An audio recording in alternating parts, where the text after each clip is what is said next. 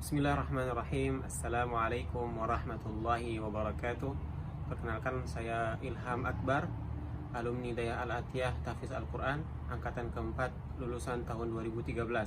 Saat ini saya sedang menyelesaikan program studi master saya di jurusan Fikih Muqaran, Fikih Perbandingan Mazhab di Universitas Islam Beirut, Lebanon. Saya mengajak kepada para orang tua untuk berlomba-lomba mencetak generasi cerdas yang cinta Al-Quran, karena Rasulullah Sallallahu Alaihi Wasallam bersabda, khairukum man ta'allama al-Qur'ana wa 'allamah. Sebaik-baik manusia adalah orang yang belajar Al-Quran dan mengajarkannya. Berangkat dari hadis tersebut, maka ayo segera daftarkan anak-anak tercinta untuk mondok di Daya Al-Atiyah Tahfiz Al-Quran.